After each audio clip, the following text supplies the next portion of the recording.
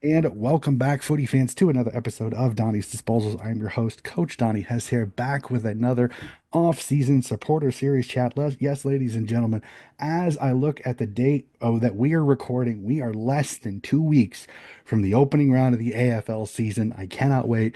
Man, is this series so much fun to get through. We are talking with international fans and American fans, and today, joining me from the lovely Pacific Northwest, I have Robert joining me. Robert, thank you for hopping on the podcast today. Hey, no worries. I'm happy to help you out. Awesome, awesome, awesome. So, before we get into the footy part of the podcast, I like finding out just the littlest bit about the person that I'm talking with. So, if you could, just a little bit about yourself outside of the game of football. Sure. I'm a 60-year-old footy lover, and I currently live in Corvallis, Oregon. My wife and we've been married 33 years, and both are retired from Oregon State University. Recently relocated here, though. We've been in San Francisco for the last 20 years.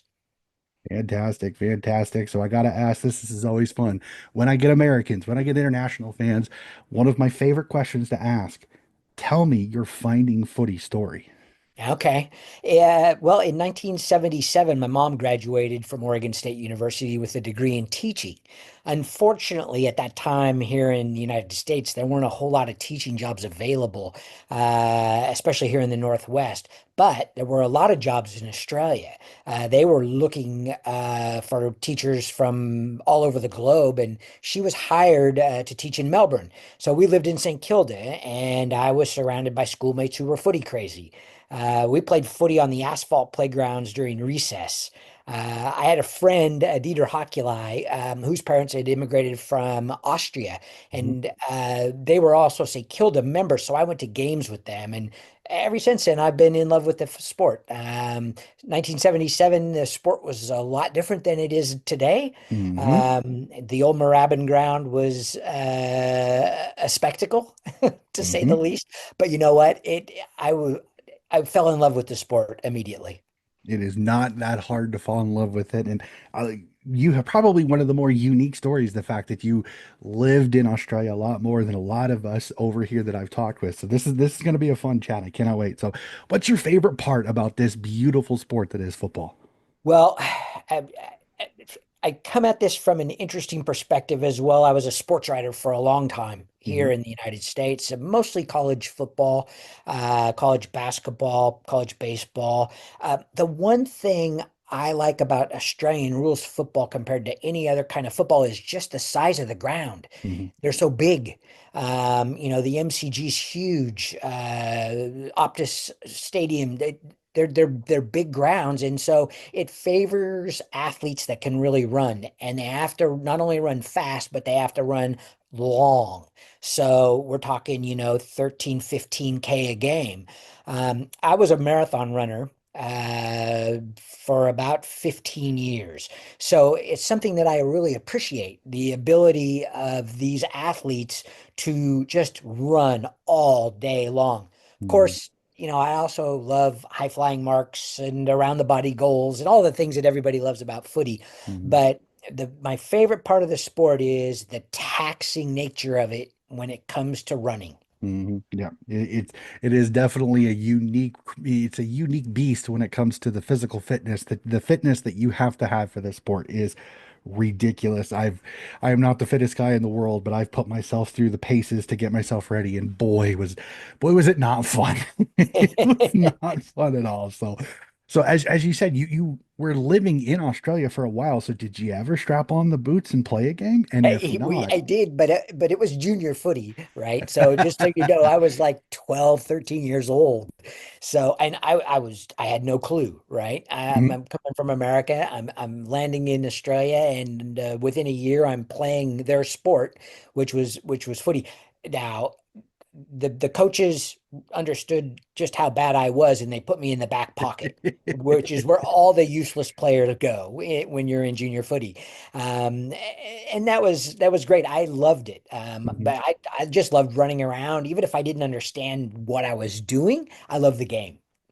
No, it's definitely fun. I was one of those. I got buried in the forward pocket because I wasn't the greatest athlete, but I could kick straight, so it kind of helped me out there when it comes to it. So I know the fun part that is the pocket. With sometimes you get kind of buried there. Exactly. So as you said, so you lived in Australia, so that's really how you got into the AFL. So I'll jump to the next one. You've thrown it out a couple of times. There's been a couple of clues. Who is it, the club that you support, and why? Oh well, it's St. Kilda. It's I'm a Saints fan. I'm a mad Saints fan. I've lived through the agony of being a Saints fan since 1977. So, Hmm. honestly, when I moved to Australia, I was already a sports fan. Hmm. My mom and I used to go to a lot of Oregon State University football games, basketball games. So I was already a sports lover. But then when I found friends in Australia who loved footy, and then I tried to teach them some of the sports that I grew up with at the same time. We were playing gridiron football on the asphalt playground at the grade school that I was at in Hmm. Australia. And it's just because they were sports mad. They didn't Hmm. care about it. But that's really how I found out about AFL and made friends with it. Yep. It's the cultural crossover. I always say it's always fun to be able to teach them a little bit. They teach you a little bit. So Yep. that great little crossover. Absolutely love it. So, as you said, you lived in Australia for a while your mom was teaching. So I got to ask, what was the first Saints item that you were ever given or bought? Um, it would probably have been a scarf. I would guess. It's been so long ago. I don't know for sure, but I'm going to guess it was probably a scarf. Fantastic, fantastic. And then for me is one of those that you said it, you're a sports fan. I'm a huge sports fan. There isn't a sport that I don't try to get into that I've always had fun. And I find fandom to be the most interesting thing in the world because nobody fans exactly alike. Some fans are they are in their sport and their sport only. None of the others matter. There's people like you and I that love every sport. We pick a club from it and we have our time during the year that we watch it. So I got to ask, can you describe your fandom of the St. Kilda Saints for me? I guess in one word, it's unwavering. Hmm. I've loved the Saints since I moved to Australia. And now that we have technology that's advanced to the Hmm. point that you can buy an international membership that gives you the Fox Footy TV package. You can watch every single game on television from each team. And there are times where I'll watch 5 games in a round Hmm. on a weekend. My wife is not always happy about it, but she understands. We've been married 33 years, so Hmm. we've got this down. But yeah, certainly we watch the Thursday, Friday night games, Saturday games, and whatever whenever the Saints play, which is never prime time or very rarely prime time. Unfortunately, yeah, it's the blight of the American fan sometimes is always fun because I've told a few on this podcast is that I've only missed one game of the men's and the women's live, one in the last 4 years. I've Amazing. and it's a fun story. I don't want to tell it on the podcast. I've told it so many times, so I will tell you after the podcast why I do what I do because it's a funny story. So it's always fun. So, as you said, you've been watching this team since 1977. So you have had Yeah, a plethora of players that you have had the luxury of watching. So I'm going to yeah. ask you this, and I know this isn't easy. Favorite player of the past and favorite player currently on the Saints list? Well, from the past, it's Plugger. Mm-hmm. He's the man. But Robert Harvey, Stuart Mm-hmm. Lowe, Yep. Revolt, Winmar. They were all great players. I Oh loved yeah. watching all of them. They were so much fun. Favorite player currently is Jack Steele. I just like Mm-hmm. the way he goes about his business. And another guy I really like watching is Marcus Windhager, Mm-hmm. young guy.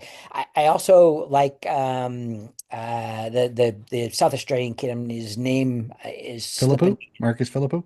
Yep, that's the man. You're Yeah, welcome. that's my other fun player to watch. Wangani Miller is another one I've really Wangani yep, Miller. yep. They've got to sign him early. He was fantastic last year. I really hope that he continues up going in this year. He was sensational last year. He was so much fun. He was so much fun to watch. So I gotta ask again, as you kind of said, is you've been a long-standing, long-suffering, unfortunately, Saints fan. So your thoughts on last year's season. Unfortunately, no finals, but you almost cost Carlton their finals. Wouldn't that have been nice? Generally, I think that I think they'll be close to the eight. I don't think they'll make the eight, but they've got enough young talent. The injuries that they've suffered here in the early Mhm. preseason hasn't helped them. Mm-mm. But I do think they'll be close to the eight. Mhm. So yeah, hopefully that's where they're at. Yeah, it'll be interesting. This upcoming season, as you said, their off season unfortunately has been marred. Rowan Marshall's hurt. Sounds Yep. like a couple of their guys are fighting with the injury bug. Hopefully, they're getting it out now instead of during the middle of the season when stuff starts getting interesting. So, as you kind of said, this upcoming season, you look to see maybe the eight. So we'll jump on to it.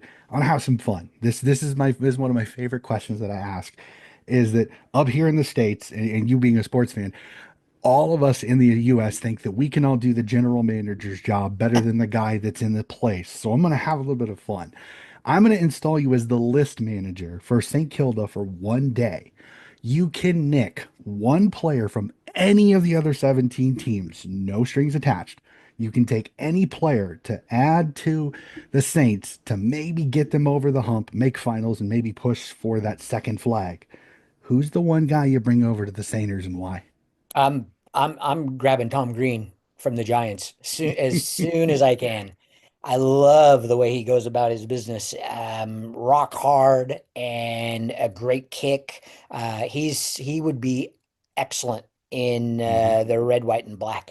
Yep. He'd add a little bit of a size to your midfield too, which I think would really help. You've got a lot of Yes. speed and run off through the outside. I think having a little bit of grunt through the middle, I think would be fantastic for you guys, definitely. Can you imagine him and Jack Steele? Oh yeah, and getting tap downs from Owen Marshall, even Yeah.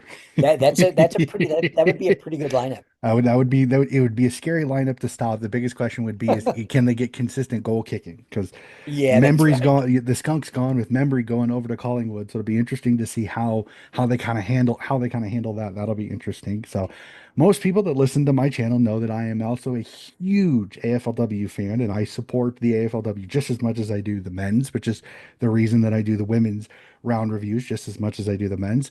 So I ask, are you an AFLW fan? I'm not really an AFLW fan. I do watch the finals. Hmm. Don't watch all of the home and away season. Just there are other things I have to do, and so No, I get it. it gets in the way. But yeah, I do keep an eye on it. I mean, I'll look at the ladder just usually weekly, just to see Mhm. where everything's at. I want to see where the Saints are. But I'm not an avid fan. That's not a problem. And then I asked this since you do have that answer, is there anything the AFLW could do to get you more into the AFLW game? Yeah, honestly, I think it's a great game. It's not that I don't want to watch it necessarily. It's just that Hmm. there's not enough time in the day and the I week get it. I to get it. do everything. So literally there's not much they can do. Now I do watch some highlights, listen to Hmm. the podcasts when they talk and stuff, but don't have the time necessarily to sit and watch a number of games like I do with the men. No, totally get it. Totally get it. I tell most people I will always suggest, but I will never push anybody into it because again, everything is each their own. But for me, I enjoy the women's game because I think the women's game is so much different. And sometimes I think the women go at the footy a little bit harder than the men sometimes, Sure. almost in a reckless case a little bit. But that is not a diss because I love that they go hard at the footy. I absolutely love it. So Absolutely. so it's definitely an enjoyable game. The Saints are one of those teams, especially in the AFLW. They've just fallen short just a little as big. Nick Del Santo has got his girls playing well. They just have not been able to get over that hump and get into finals and test that, hoping King George Patrikios will be back next year, which I think will be a nice addition for that Saints midfield. So, as you said, you lived in Australia. So I got to ask this: what was the first AFL game or first footy game you ever saw live?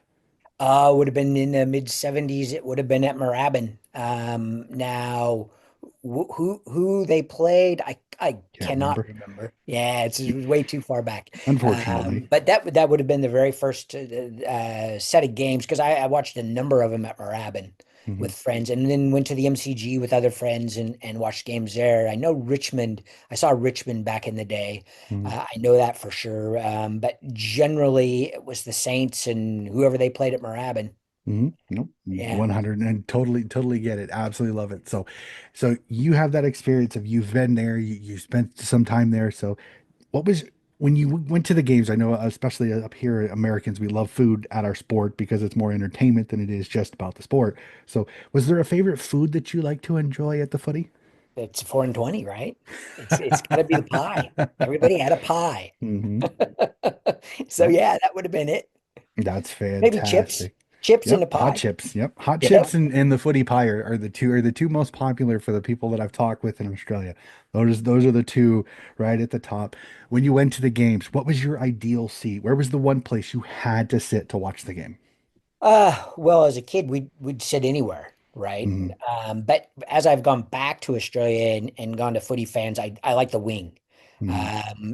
Second level wing for me is a perfect seat because you can see everything as it flows across the ground. Hmm. And so that's where I sit if when I go to the games and visit friends and family back in Australia.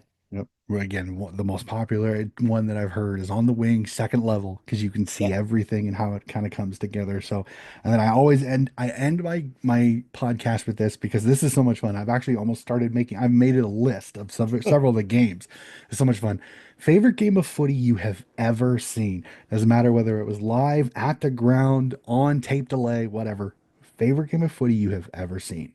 Well, the my favorite game was live, 2009 grand final, and Hmm. it's really special for me because I went with my mom. She was a Bulldog member. They didn't qualify that year, 2009, but she got tickets. So I flew back to Melbourne and spent the week and went to the game, and I just had a fantastic time. Uh, Hmm. Honestly, I think Hawkins hit the post with the game-winning goal. To this day, I believe that. But yeah, that's my favorite game. That was a good one. I remember that was one of the first when I really got back into footy. That was one of the first games that I watched, and I thoroughly enjoyed it. Was it the result that the Saints wanted? Absolutely not. But it was a fantastic. No, I legitimately that was a fantastic game of football. Like, It was. legitimately fantastic. I was hooked I'll be I'll fully be I'll after be that honest game. with you. I'm glad that I didn't end up at the 2010 grand final. Yep. Did you end up? Are you saying that at the draw or the replay? The draw. The draw would have killed me because I would have already had my tickets to fly home and Oh boy. go into the second game, right? You know how that is. Well, So it would have I been a killer. I got another, and I have another story to tell you about that particular game too after the podcast. Well, Robert, this has been fantastic. So much fun to chat with you. That's all the questions that I have. It is so awesome to chat with you again. I love people who are passionate about this game just as much as I am. I know I'm crazy. I'm up at 4:20 in the morning for my Sydney Swans so many times during the year. Sleep deprivation is my friend during the footy season for sure. So I love meeting people that are just as passionate about the game as I am. This has been fantastic. Thank you so much for hopping on the podcast and having a chat with me Absolutely. today. Happy to be there. Awesome, awesome. Well, ladies and gentlemen, that is going to do it for another episode of Donnie's Disposals. Again, we are getting closer and closer to the AFL season. This is going to come out pretty close. I've still got the AFL season preview and state league previews as well, still to come to get ready for the footy season. That is going to do it for today's episode. If you like what you were hearing, please like and subscribe. We'll be back with more footy coverage very, very soon.